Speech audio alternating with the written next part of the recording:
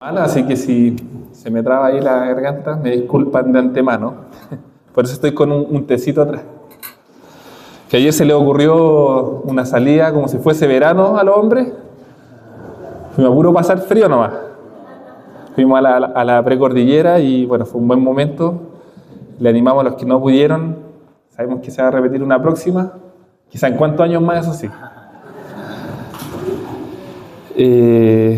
Y vamos a pedirle al Señor que nos ayude en este día, que me ayude a mí a poder traer la palabra que Él quiere traernos y no mis palabras. Así que también oremos por, cada uno ore por su corazón. Yo sé que ya he estado meditando en el Señor, algunos quizás han llegado tristes, otros alegres, quizás otros están pasando alguna dificultad. Este es el momento, pues pídele al Señor que le hable en su corazón por medio de esta palabra. ¿Ya? Así que oremos. Señor, en esta hora queremos presentarnos delante de ti, reconociendo que eres más grande de lo que creemos, Señor, de que eres más justo y santo de lo que percibimos, Señor. Y estamos delante de ti, de tu santidad. Miserables pecadores somos, Señor, y indignos de recibir de tu bendición. Y es por eso, Señor, que con corazones agradecidos y humillados delante de ti queremos suplicarte que nos hables, Señor. Queremos tocar el borde de tu manto, Señor, y ser transformados, cambiados. Permite eso en este día, Señor. Permítelo en mi vida y la de mis hermanos. En el nombre de Jesús. Amén. Para quienes no han venido siguiendo la serie, estamos predicando una serie basada en el libro de Nehemías. ¿Ya? Es un libro que está en el Antiguo Testamento. Es un libro que es histórico, narrativo. ¿Ya? ¿Por qué lo digo así? Porque es muy importante que sepamos que dentro de la Biblia, cuando nos acercamos a la Escritura, tenemos que ir con discernimiento de parte del Señor. Y aquí vemos una historia real que ocurrió hartos años antes de que viniera Cristo. ¿Ya? Entonces, un poco partir contextualizando en qué tiempo está ocurriendo estas cosas. Estamos entre el periodo en que vino Jesús y el rey, para hacerlo en simple, y el periodo en que estuvo el rey David. Estamos aquí entre medio, ¿ya? Y el texto de hoy, yo lo he titulado como La fragilidad indestructible. Medio rebuscado el nombre. En la mañana dije, este es el nombre. ¿Por qué? Y se me ocurrió, se me vino a la mente, ¿han escuchado la historia de los 3 cerditos y el lobo? ¿Sí? Ya, y se han dado cuenta que siempre nos fijamos en lo poco sabios que fueron los 2 cerditos, ¿cierto? Que hicieron la casa de paja, después la de madera. Y qué sabio fue el que hizo la casa de ladrillo, ¿cierto? Y el lobo que iba a destruir las 3 casas, ¿cierto? Entonces, un poco, bueno, ahí vamos a ir haciendo esta analogía, ya a medida que vamos viendo el texto. Pero no sé si se han dado cuenta que el cerdito que construyó la casa de paja, piensen ustedes, él cuando la hizo, ¿habrá estado construyéndola pensando en que se iba a caer? ¿No, cierto? Mi teoría es que no, po. O sea, ¿quién va a construir una casa pensando en que se va a caer? De hecho, la construyó con harta fe, yo creo. Pero también yo creo que él sabía, aquí ya estoy especulando ya, yo creo que él sabía que tenía hermanos mayores, ¿eh? Que lo podían ayudar, ¿o no? Así que podemos saber a través de esa historia que sabemos resultados. Se cayó su casa, ¿cierto? Se cayó, era una casa vulnerable, una casa frágil. Pero sobrevivió el cerdito, sobrevivió, ¿cierto? Así que no sé si logran hacer la conexión con el Evangelio. Ya vamos a ir hacia allá. pero estamos adelantando un poquito. Cómo el Señor en su gracia permite que también nosotros a veces construyamos con un poco de fragilidad. Pero ahí está Él. ¿Ya? Y esto es un poco lo que vamos a estar viendo con esta construcción que está haciendo Nehemías. Y este es el primer título. Vamos a atender al primer cerdito. Vamos a decir los muros de paja. Dice el versículo 1 del capítulo 4, dice: cuando Sanbalat se enteró de que estábamos reedificando la muralla, se enfureció y se enojó mucho.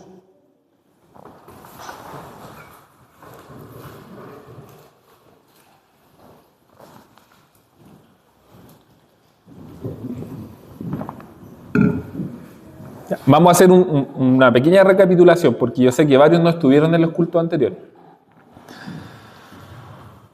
Estamos en el capítulo 4 ya. Nehemías y Esdras son dos libros históricos que post el exilio que ocurre con el pueblo de Israel. En resumen, el pueblo de Israel, bajo el reinado de David, estuvo en su apogeo, podríamos decir. Estuvo bajo un gobierno enviado por Dios, en donde tuvieron un dominio tanto espiritual, un gozo espiritual, como político. ¿Ya? El rey David se dice que fue el tiempo de esplendor del pueblo de Israel. ¿Ya? ¿Por qué político? Porque estaban en Jerusalén, ubicados en paz, con tranquilidad, relativa tranquilidad para el contexto del tiempo, que sabemos que había mucha violencia alrededor, pero también estaban en el templo, podían ir a adorar a Dios, podían encontrarse con Dios, había un mediador, podían hacer sacrificios, podían vivir una vida relativamente en paz. Historia repetida de Israel, volvió a ser infiel al Señor y Dios permitió que cayeran de nuevo en cautividad, en esclavitud, y dispersó al pueblo por los distintos pueblos de alrededor. ¿Ya? Y en ese contexto, el imperio babilónico de ese tiempo dominó todo ese lugar, y con todos los falsos dioses que traía este pueblo. ¿Ya? Entonces, ¿qué está ocurriendo aquí en el contexto ahora de Nehemías? Ocurre que este imperio babilónico, bueno, me voy a alargar de nuevo, pero es que es importante. El pueblo de Israel, como ya perdió independencia política, se dispersó y lo único que les quedaba eran vestigios de espiritualidad, y en ese tiempo se crearon las sinagogas. No sé si han escuchado ese término, las sinagogas, y empezaron a reunirse como en grupos pequeños para preservar el pueblo. El Señor igual preservó un remanente. ¿Ya? Entonces, ¿qué está ocurriendo ahora? Babilonia cae como imperio, pero no en manos de los israelitas, sino que de otro pueblo igual de malo y perverso, son los persas. ¿Ya? Pero eran un poquito más amigables, porque los persas, ustedes saben, pues son medio turcos allí y les gusta comerciar, entonces eran más diplomáticos y hacían otros tipos de negociaciones. Entonces, Ciro, años antes, le permite al pueblo de Israel reconstruir el templo en Jerusalén, y volvió de alguna forma esperanza para ellos. Y lograron hacerlo con Esdras, ¿ya? Y ahora con Nehemías viene la segunda parte. Aunque el templo les quedó medio julero, no como el del rey David, ahí estaban, pues, guardando esperanza, pensando en que todo iba a mejorar. Entonces Nehemías, como ya vimos en los capítulos anteriores, estaba en una posición de privilegio, era el copero del rey. Él estaba relativamente cómodo a pesar de los riesgos que corría al probar la comida del rey, que podía estar envenenada, pero él era un privilegiado en el fondo. Era, podríamos llamarle, en Chile, no sé, era un gobernador o quizá un ministro. Era alguien de importancia. Pero el Señor puso un peso en él. Ya vamos a ver después, en unos capítulos después, cómo lo hace el Señor. Pero puso un peso en él de que debía pedirle al rey reconstruir los muros de la ciudad. ¿Ya? Y en ese contexto estamos. Entonces, el capítulo 3, que el pastor Roberto nos predicó la semana pasada, si bien no leímos mucho, porque si ustedes después lo leen tranquilos en sus casas, van a ver muchos detalles como muy minuciosos de una planificación, como que no les va a hacer quizás tanto sentido. Y muchos que ven este capítulo pueden ver que Nehemías era un buen líder. ¿Y qué es lo que nos muestra en teoría ahí? Que Nehemías logra planificar muy bien cómo reconstruir las puertas primero de la ciudad de Jerusalén. Y estaba todo bien coordinado, estaba todo planificado. Pero llegamos a este capítulo 4, y podemos ver que quizás no estaba todo tan coordinado, no estaba todo tan bajo el control de Nehemías. Quizás fue una ilusión un poco esto de que Nehemías las tenía todas. Y lo podemos ver desde los argumentos que acabamos de leer de los gobernadores que estaban alrededor de Nehemías. Entonces, importante, ¿por qué Nehemías tenía que construir este muro? Porque las ciudades en ese tiempo, llámese ciudad, no como nosotros conocemos hoy día, que es donde hay una cantidad de X de habitantes para arriba de ciudad, ¿cierto? No, la ciudad es donde se concentra, independientemente que sea pequeñita, se concentra una cantidad de habitantes por metro cuadrado muy juntitos, ¿ya? Eso trae muchos beneficios para la humanidad. Nosotros los podemos ver aquí, ¿cierto? El comercio, podemos especializarnos, podemos tener muchos beneficios de estos. Pero también en las ciudades ocurría mucha violencia. ¿Por qué? Porque estaba lleno de pecadores. Y había poca paz. En ese tiempo no estaba en los términos de la Pax Mundial o no sé, por la ONU que trataba de un poco intervenir los conflictos. No. O sea, era a sangre fría. Violencia pero extrema entre los pueblos. Y fue así durante hartos siglos. ¿Ya? Hasta hace poco. Todavía nace eso un poco de la humanidad, ¿cierto? El punto es que construir muros significaba un lugar de paz para defenderse de los otros pueblos. Entonces, es por eso que estos personajes que aquí aparecen mencionados, Sanbalat y Tobías, están tan enojados. Porque ellos son los gobernadores de los pueblos que estaban alrededor. Estaban todos sometidos a los persas, pero ellos estaban viendo una amenaza porque Jerusalén estaba medio repartido. Lo tenían repartido entre ellos, se privilegiaban con riquezas. Entonces, ver que se estaba levantando como de la ceniza de este pueblo, para ellos era una amenaza. ¿Ya? Entonces, por eso vemos que este versículo dice, cuando Sanbalat se enteró que estábamos reedificando la muralla, se enfureció y se enojó. ¿Ya? Y después dice el texto que se burlaron de los judíos. Dice, habló en presencia de sus hermanos y de los ricos de Samaria y dijo, ¿qué hacen estos débiles judíos? En el fondo, culpen.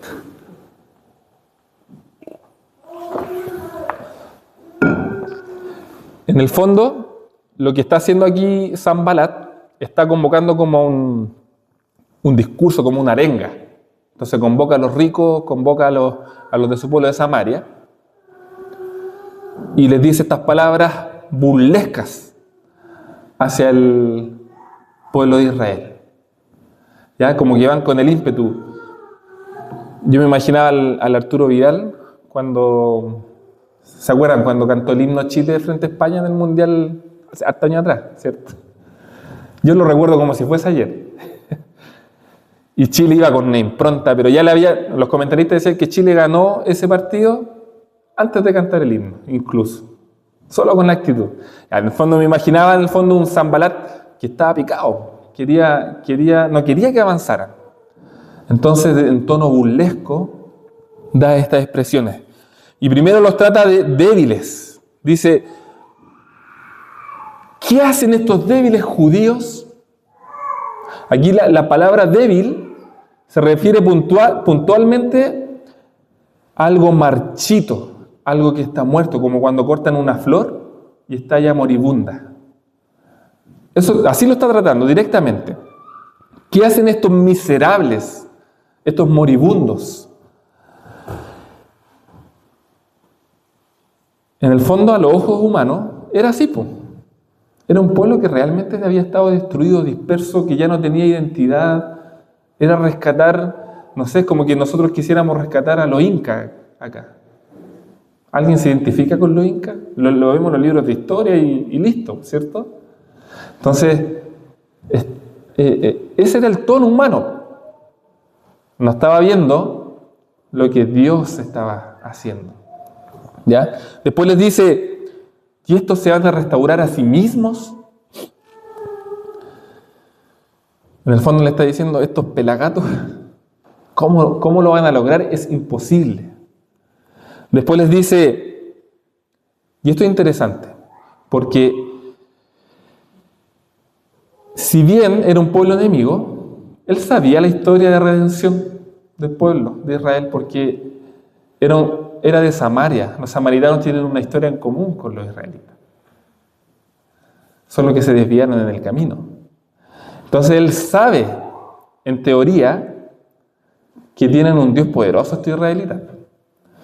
Y les dice, ¿acaso habrá algún sacrificio suficiente para agradar a Dios y los puede ayudar? Es decir, lo que está diciendo aquí es una blasfemia. Está diciendo, ustedes tienen un Dios así de chico, pequeño, no tiene el poder de liberarlos. Y en cuarto lugar les dice, y los ridiculiza, porque a ojo humano realmente era así. Estaban reconstruyendo un muro con las mismas piedras que estaban bajo los escombros y que además, por el material que ocupaban, habían sido sometidas al calor y se deshacían como polvillo.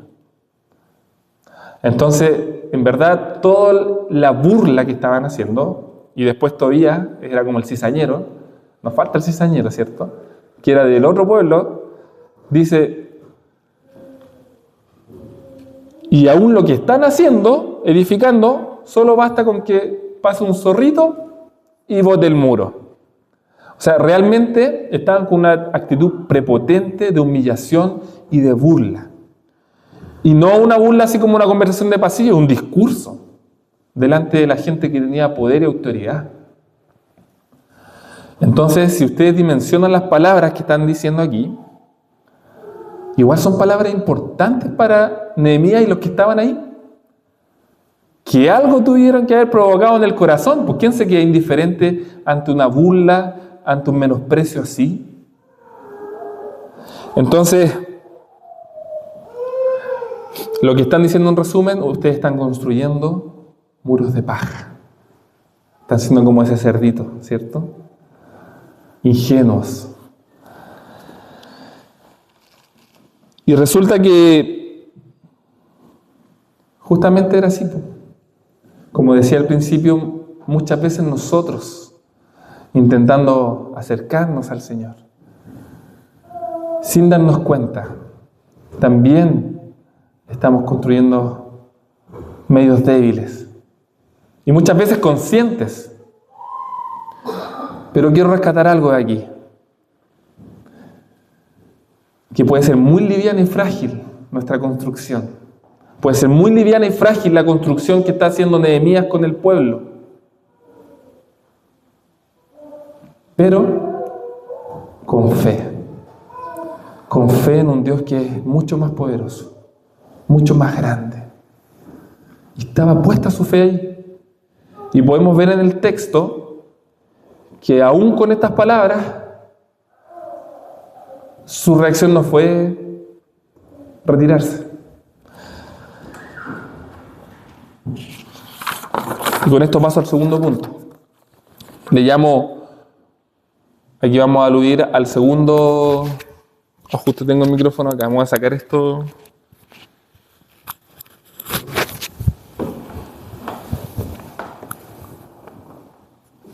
Vamos al segundo punto, que es, le puse un aislante que mantiene identidad. ¿Ya? Estamos aludiendo, ¿ustedes han visto las puertas nativas? las puertas de madera nativas? Son puertas robustas, sólidas, ¿ya? De madera. El segundo cerdito construyó una casa de madera, ¿cierto? Busqué ahí en internet qué propiedades buenas tienen las maderas en las casas. ¿Por qué la gente hace casas de madera? Y una de las mejores propiedades que tiene es que tienen la capacidad de absorber la humedad y expulsarla. Y aislar muy bien una casa. Ya son un muy buen aislante térmico. Y lo que podemos ver aquí en Nehemías es un poco de esta materialidad, como la madera. ¿Por qué? Porque Nehemías no se mueve de su posición porque tenía muy clara cuál era su identidad. Tenía un hogar, podríamos llamar, fuerte. Podemos hacer una comparación de un matrimonio, por ejemplo. Un matrimonio fuerte, alguien podría decir que un matrimonio fuerte es cuando está compuesto por un hombre y una mujer, en donde el hombre quizás tiene un muy buen carácter, trabajador, ¿cierto? Una mujer bella, trabajadora, formar una linda familia y, a ojos humanos nuestros, una familia estable, fuerte, ¿cierto? Pero la verdad es que si vemos cuáles son los cimientos escriturales para tener una relación fuerte, no tiene que ver con nada de eso, sino que tiene que ver con cuando un matrimonio entiende cuál es su propósito como relación. ¿Y cuál es el propósito de un matrimonio? Mediante la unión matrimonial es glorificar a su Dios. Un matrimonio fuerte, a pesar de que el hombre a lo mejor esté cesante, a pesar de que quizás la mujer esté pasando un periodo triste, cuando está confiando en el Señor, es un matrimonio con identidad clara. Entonces, aquí introduzco esto porque lo que está pasando con Nehemías, podríamos llamarle en nuestros tiempos, es un bullying que lo podría haber tambaleado muy fácilmente. Muy fácilmente. ¿Ustedes se acuerdan cuando eran adolescentes? ¿Alguien les dijo alguna vez alguna palabra fea en la adolescencia? ¿Y les afectó? Somos muy frágiles cuando estamos descubriendo nuestra identidad. Y a lo mejor siendo adultos también. Si alguien nos dice una palabra fea, nos afecta, si es que no tenemos puesta nuestra identidad en lo que corresponde, en lo que el Señor diseñó para nosotros.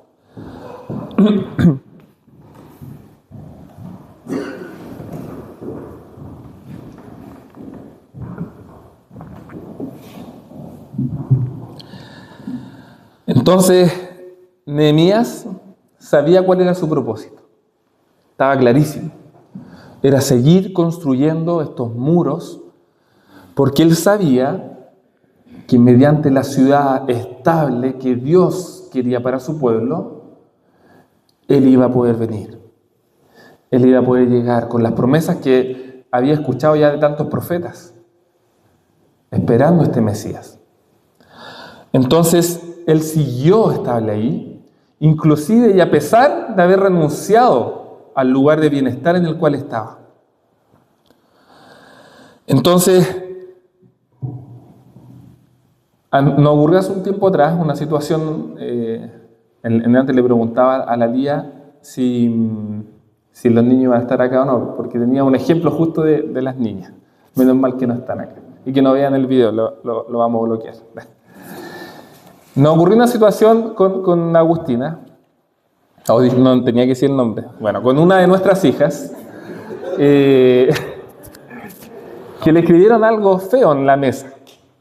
¿Ya? Le escribieron algo feo en la mesa y claramente eso le afectó en su autoestima, en su corazoncito, ¿cierto? Como cualquier niño pequeño. Entonces teníamos dos opciones: ir al colegio a pedir las cámaras, ¿cierto? La primera, que es la más impulsiva. ¿Quién fue el que escribió esto? Va a ir a reclamar a los papás. O mandar a la abuela, porque la abuela es capaz de contratar hasta un sicario. ¿Ah? Entonces, claro, porque había sido muy afectada. Pero no lo hicimos, ¿ya? No lo hicimos así. Pedimos sabiduría al Señor y conversamos con ella primero. Y bueno, llegó el día de la entrevista con la Miss y nos dice lo siguiente, que me dejó pensando, siendo ella probablemente no creyente. Nos dice, su hija en este lugar está en una burbuja. En el mundo, la crueldad y la maldad está todos los días. Su tarea es prepararla para esto. Así que, y claro, yo que quería ir y preguntarle, ¿quién fue? ¿Cierto? Me quedé calladito nomás, ¿ah? Tenía toda la razón. Entonces, con eso no quitaron responsabilidad al colegio ni nada de eso, pero en el fondo, lo que nos está, o hago esta analogía porque el mundo está lleno de opositores al Evangelio. Está lleno de Tobías, está lleno de gobernadores malos. Para donde uno mire, hay maldad que se opone al avance del Evangelio. Entonces nosotros muchas veces como creyentes pecamos de ingenuo, tal como un niño, que no ve la envidia del otro, ¿cierto? Que no ve la maldad del otro. Entonces, un poco lo que podemos ver aquí en Nehemías es que él la tenía clarísima. Tenía clarísimo que a pesar de esta maldad, de estos hombres, la misión debía continuar. Y por lo tanto la actitud que toma es súper simple.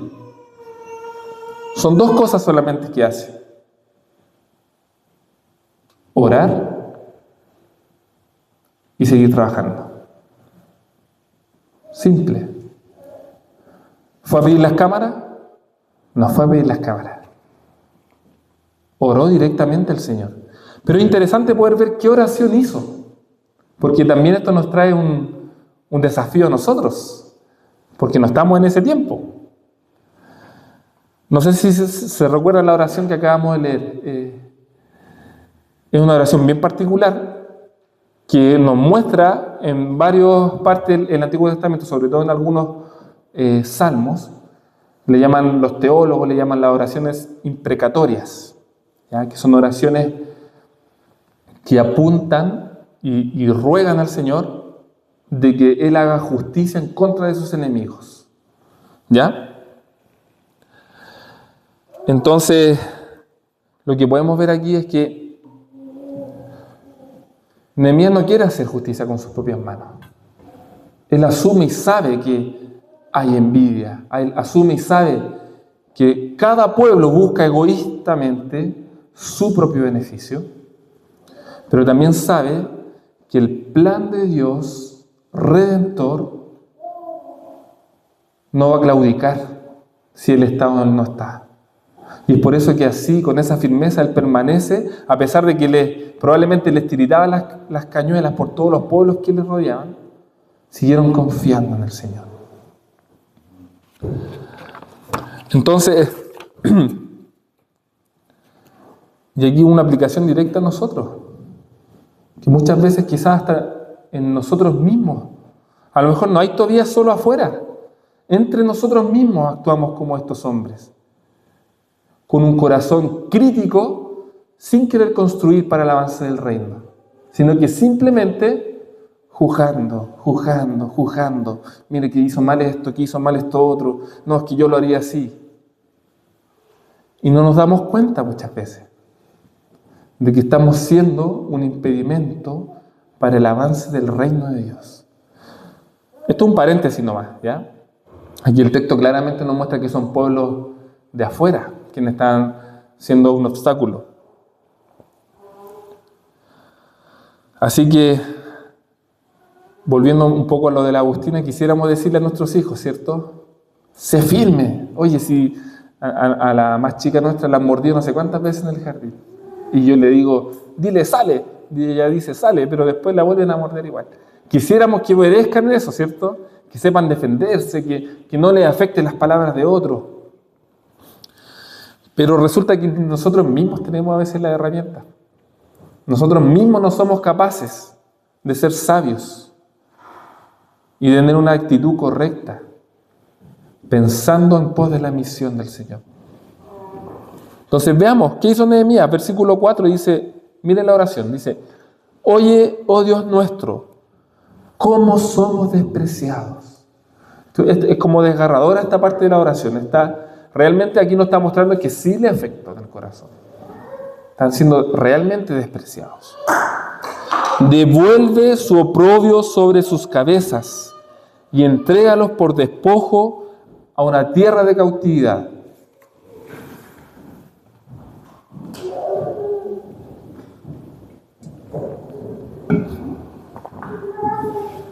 Le está pidiendo al Señor, miren lo que le pide, que no perdone su iniquidad, ni su pecado sea borrado delante de ti. ¿Se dan cuenta? Él sabe que Dios es misericordioso. Igual como cuando le dice a Jonás, ¿cierto? Que vaya y predique a Nínive y él no quiere porque sabe que Dios tiene misericordia. Porque han desmoralizado a los que edifican. Aquí nos podemos dar cuenta que justamente ese pequeño remanente de Israel que estaba volviendo a Jerusalén a ayudar a pegar los ladrillos, estaba desmoralizado con las palabras de estos muchachos. Entonces, en el versículo 6 dice, y edificamos la muralla, y aquí viene la respuesta después de orar. Oró y lo dejó hasta ahí. Oró al Señor y lo dejó ahí, en su voluntad.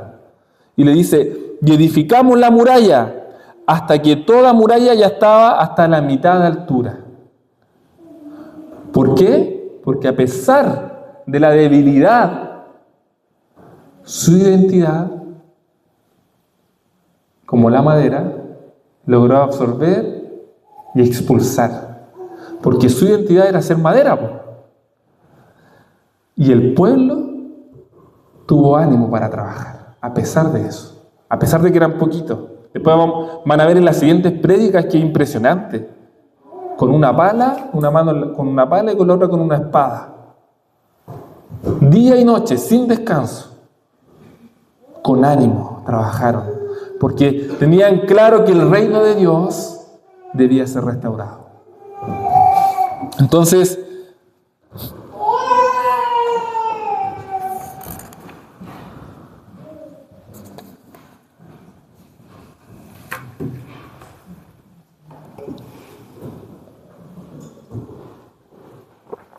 esto significa que tenemos que orar en contra de nuestro enemigo así. ¿Qué piensan? Yo pocas veces he escuchado a alguien orar así. Y si lo escuchara, quizás diría, este no es cristiano. No sé si les pasaría algo así. Y aquí tenemos que ubicarnos muy bien en el contexto, como ya dijimos al principio, en un tiempo muy violento.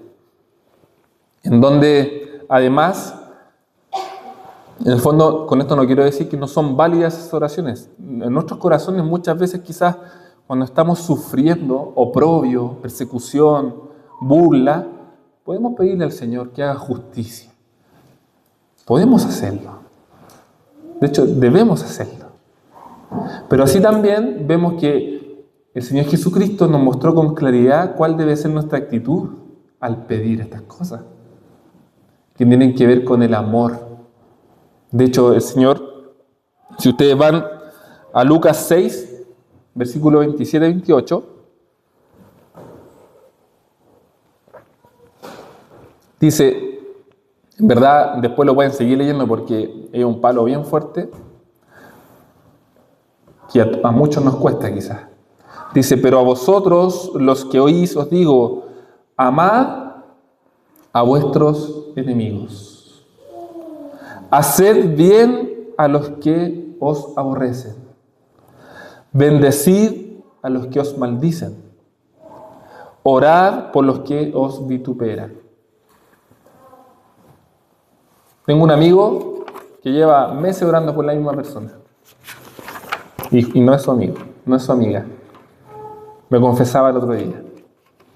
Y eso es solo evangelio. Solo el Señor puede hacer eso.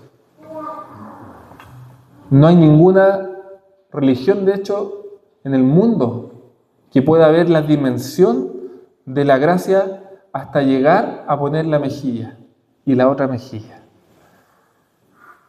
Solo Cristo nos pudo mostrar que verdaderamente su reino, paradójicamente, nos invita a eso. Pero también debemos saber que Dios es justo y que su justicia es satisfecha para beneficio nuestro en la cruz, pero para los que no creen vendrá juicio. Y podemos descansar en eso, porque Dios también nos da de su naturaleza de justicia, de la sed de justicia que habla la Escritura. Tenemos sed de justicia, pero debemos pedirle al Señor que nos ayude a amar, porque realmente es algo milagroso. No creo que a ninguno de nosotros nos nazca amor de la nada por un enemigo. En este contexto, claramente que la oración de Nehemías viene con una visión muy clara teológica de parte de él, porque no lo hace con odio, sino que él sigue trabajando. En nuestro contexto, yo quizás podría justificar una oración de ese nivel si a alguien le secuestran a su hijo, su familia, ¿cierto? Si a alguien le hacen algo muy terrible, uno podría orar de una manera desgarradora, ¿cierto? Señor, haz justicia. En el fondo se puede llegar a comprender, pero así también debemos saber que el Señor es capaz de perdonar y restaurar vidas tan malvadas como esas, porque lo hizo un día con nosotros. Así que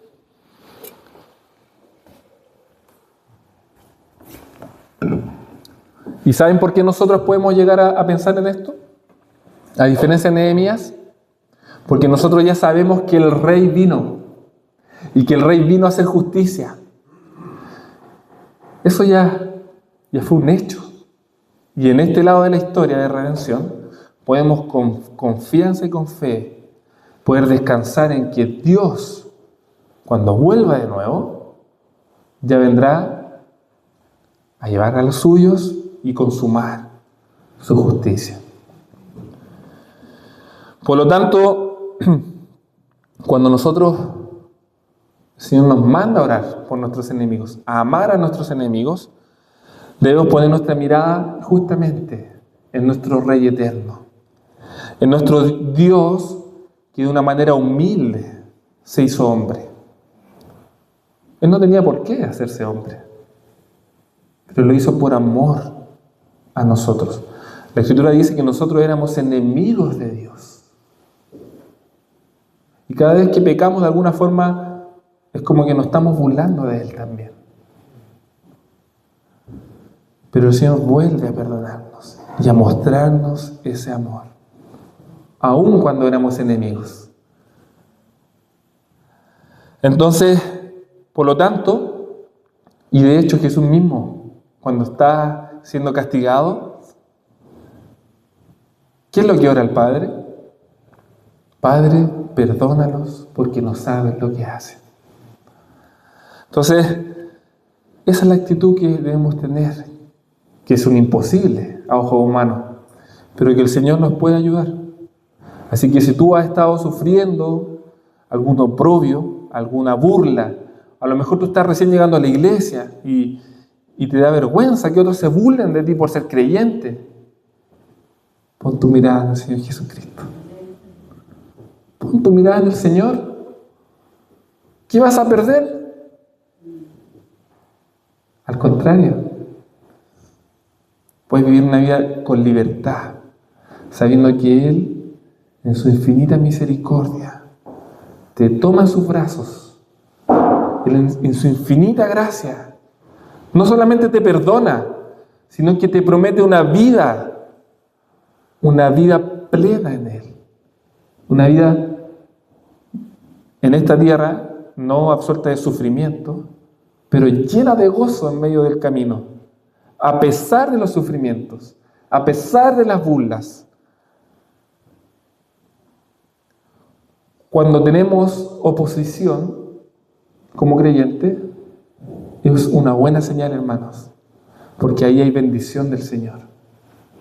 Así debemos pensar. La iglesia primitiva, después de que Jesús ascendió y quedaron los apóstoles y los primeros padres de la iglesia, se expandió de una forma impresionante en medio de la persecución.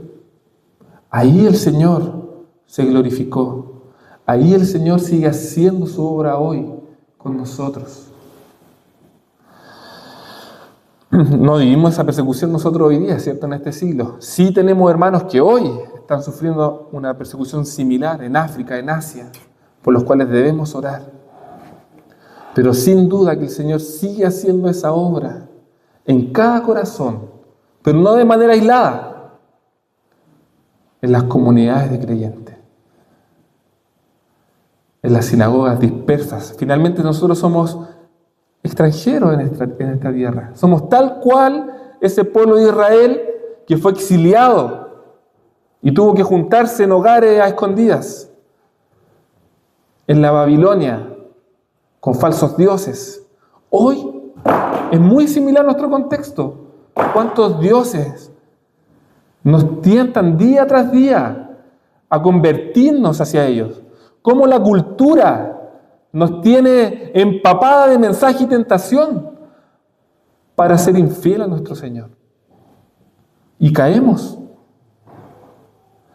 Pero el Señor ahí sigue y nos quiere hacer parte de esta construcción de este muro, de este reino.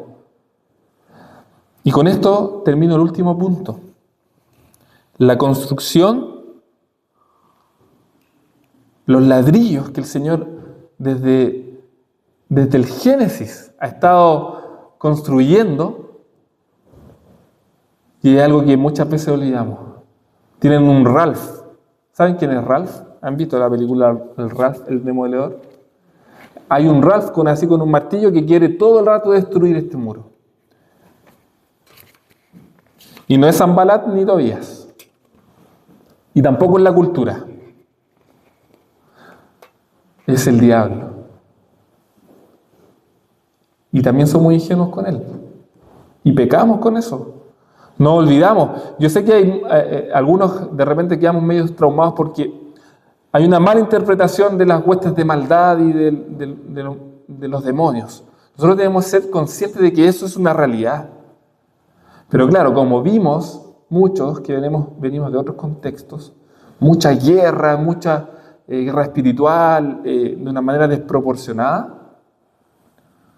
como tomándola hasta por las manos, es decir, aquí nosotros tenemos la necesidad de hacerlo y la obligación de hacerlo, como que fuese el yin y el yang, Dios contra el diablo.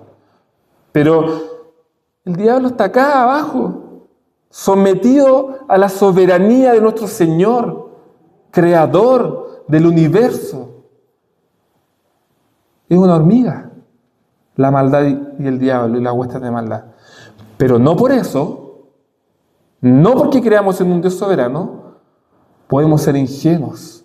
El diablo ahí está. La Biblia dice que está listo y preparado para mentirnos, para destruirnos, para matarnos. Y ese mensaje es para los creyentes. Porque cuando las cosas están relajadas, cuando el pueblo de Israel estaba por ahí pecando y convertido a los ídolos de Babilonia, el diablo estaba echadito para atrás. Pero cuando vio que se levantó un Nehemías y unos pelagatos a construir el reino del Señor, levantó un Tobías así, y empezó a levantar hombres. Y así lo hace con la iglesia. Hace más de 2 años atrás, cuando nosotros antes de empezar esta plantación de iglesia, recibimos hartos consejos de pastores, de plantadores, y nos animaban, y estábamos un equipo muy afiatado y con confianza en el Señor.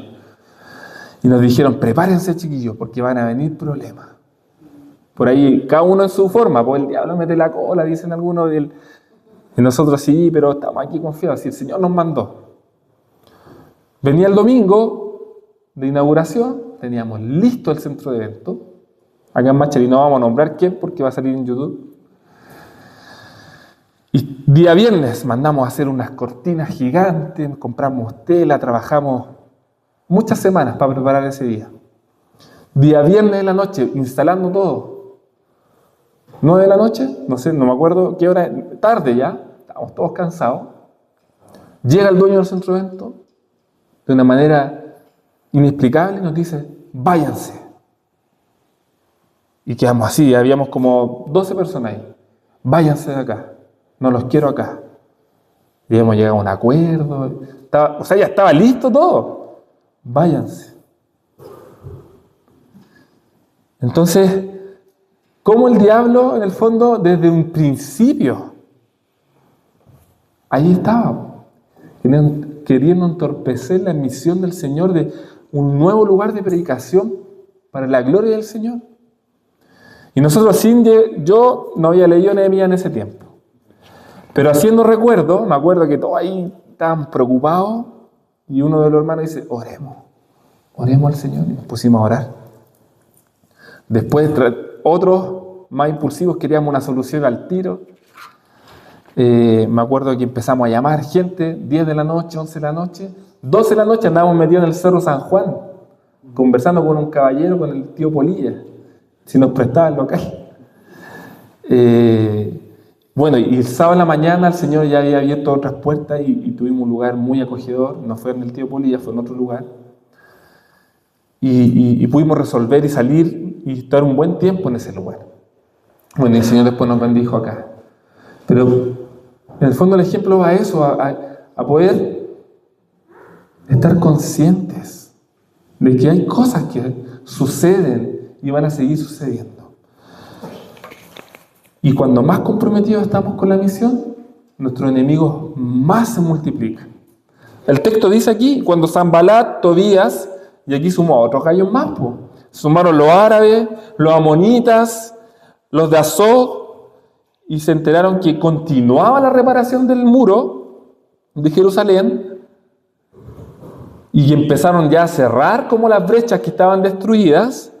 Se enojaron mucho, todos ellos, y empezaron a conspirar. Es decir, empezaron a hacer estrategias para ir a atacar a estos hombres. Y de nuevo, ¿cuál fue la actitud de Jeremías y este remanente? Oramos a nuestro Dios. Claro, y luego ¿qué vino? La acción, para estar preparados y defendernos. Y estar en guardia contra ellos de día y de noche. Así que para quienes se están sumando a este trabajo, puede ser desalentador. Estamos aquí por la pura gracia del Señor. Y no somos un ejército de soldados. El dueño del mundo queriendo mostrar su evangelio. Por lo tanto, cuando vengan las distracciones, cuando vengan los problemas, cuando vengan los conflictos, oremos, clamemos al Señor, lloremos juntos.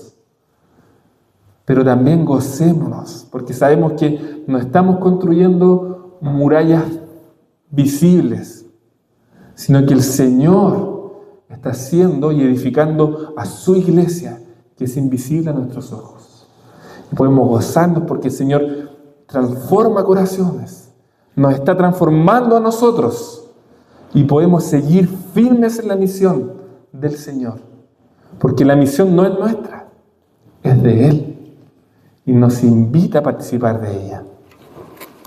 Así que les animo a todos ustedes, aunque sea un ladrillito usted que pasa desapercibido, aunque esté calladito, el Señor ocupa cada ladrillo para construir, para mostrar su gracia, su evangelio. Usted no sabe y no dimensiona el alcance de un pequeño gesto de amor. Y es por eso que constantemente nos estamos repitiendo lo que dice ahí: amar a Dios amarnos unos a otros y servir a esta comunidad de Machalí. Es simple, es simple. El problema es que nosotros somos porfiados. Pero el Señor ahí se está moviendo. Ayer escuchábamos a un hermano, un testimonio, dijo 5 palabras. 5 palabras. Y el Señor movió mi corazón. Y no habló más todo el día allá en el río. Pero el Señor movió mi corazón. Y el Señor así se mueve cuando nos estamos amando unos a otros. Dimensionemos el alcance de la misión. Y es por eso que yo le invito a que pueda usted servir con los dones que el Señor le ha dado. Y si no sabe qué dones tiene, no importa, entregue amor. Y el Señor le va a ir mostrando el camino. Y con esto termino. Con esto sí que termino. El Señor Jesucristo vino a restaurar de una manera definitiva este reino espiritual que estaba perdido. Tenemos acceso a Él gratuitamente y podemos confiar en Él como la cabeza de la iglesia. La Escritura dice como el cimiento de este edificio, de estos muros. Él es un cimiento inamovible. Él es quien merece toda la gloria, toda la honra, toda la alabanza. Y un día vendrá de nuevo. Y aquella libertad política que los israelitas estaban buscando, el Señor la va a traer. Él se va a mostrar en gloria y majestad y va a ser el rey. Ya es rey, pero se va a mostrar ante todos como el rey que es. Y ahí tiene que estar nuestra esperanza. Así que, querida iglesia, queridos hermanos, amigos, pidámosle al Señor que nos ayude a ser misionales, como ocupó a Nehemías y a este pueblo. Oremos al Señor. Amado Señor, te damos las gracias porque tu palabra, Señor, viene en los momentos oportunos a nuestras vidas, Señor. Te damos las gracias, Dios, porque tú nos muestras un propósito, Señor, y una identidad que nos guía, Señor. Gracias por alumbrarnos como un faro, Señor. Gracias por mostrarnos que el camino eres tú, Señor Jesucristo. Que eres el único camino, la única verdad. Eres la vida misma para nosotros. Por lo que te pido, Señor, que nos ayude a descansar en ti, Señor. Que nos ayude a tener nuestra identidad puesta en la gloria de tu nombre, Señor. Para esta comuna, para esta región. Ayúdanos, Señor, a ser una iglesia que confíe en que tu evangelio alcanza a aquellos que están perdidos. Gracias, Señor, por esta verdad, por esta palabra que tú nos muestras. En el nombre de Jesús. Amén.